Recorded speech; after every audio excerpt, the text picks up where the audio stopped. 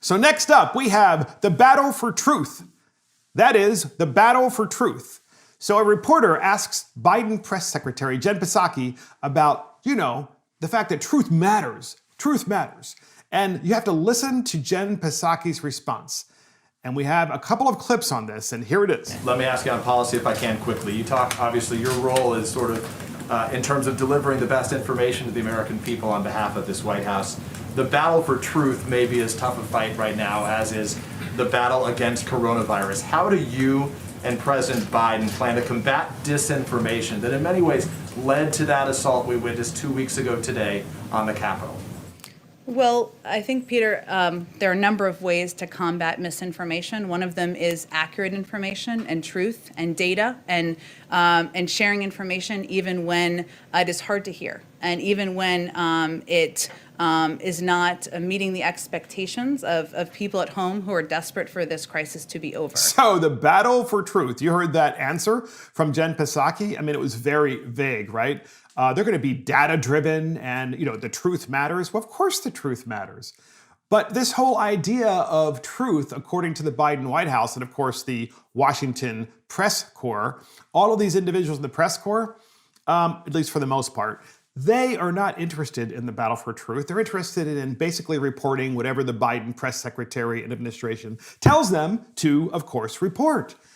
So remember when AOC said she wanted a truth commission? I mean, she literally said that there should be a commission to find out, what the truth is and to make sure that there are like government fact checkers to make sure that there's a certain kind of truth, like a ministry of truth. And we've talked about that before.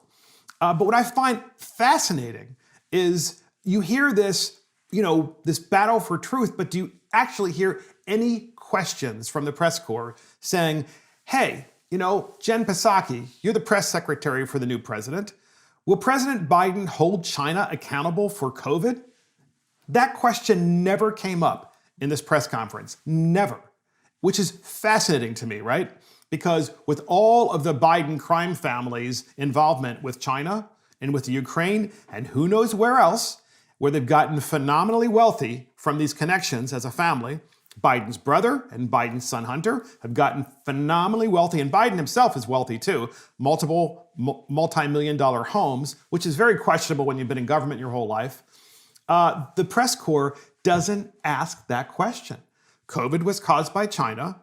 Will President Biden hold them accountable? That wasn't asked. But instead, the press asked Jen Psaki, the press secretary, well, what about the battle for the truth? And of course, the battle for the truth is normally in politics the fact that you have two parties, at least in the United States, and they argue over policy, and whoever makes the best argument wins. But that's not what they're talking about. They're talking about controlling the message. They're talking about censorship. They're talking about making sure that there's only one truth, and that truth is the truth that is force-fed to you by the Democrat Party and by their useful idiots in the media.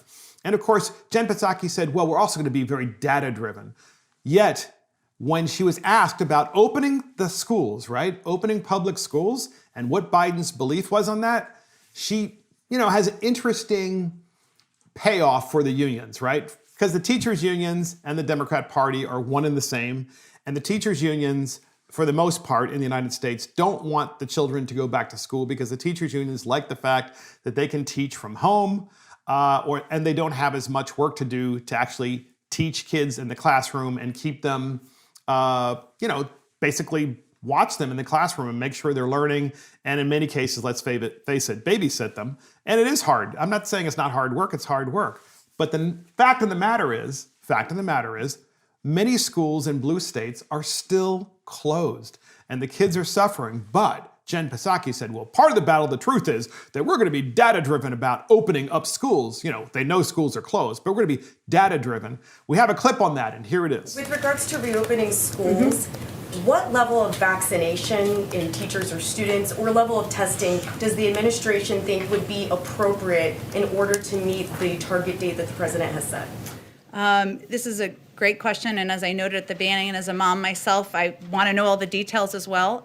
We're going to have more to share from our health experts in the coming days, and I will venture to get them in here to give you all a briefing on the specifics, but we really want to lean into them on their expertise on that.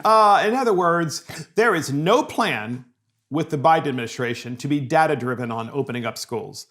Unlike, the battle for truth, right? They have no interest in using data to open up schools. They just don't want to open up schools because they're paying off the teachers union. And of course, she's like, well, I've got, child 2 or kids, or I'm not really sure how many she has. And, I'm equally concerned.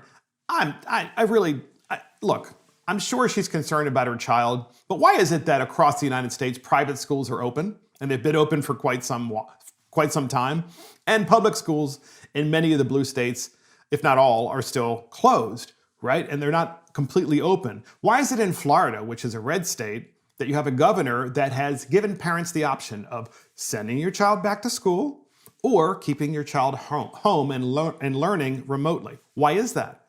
Okay, that actually is a great solution because it gives options for everybody to actually do whatever they want to do.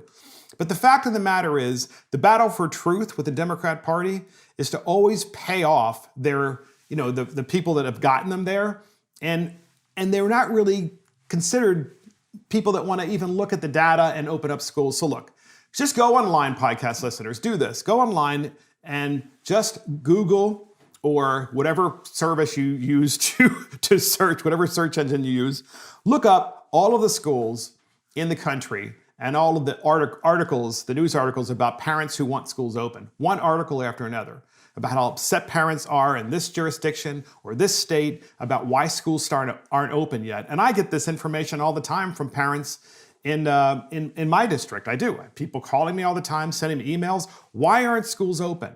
And it's just ridiculous. And of course, everybody knows why, right? Because we have a teachers union, and it's really not the teachers, guys. So don't come after me on this, but the teachers union that's really like controlled by El Chapo, I mean, it's like the government crime family of government schools run by El Chapo to make sure that your kids don't get an opportunity to get back to school. And that is the battle for truth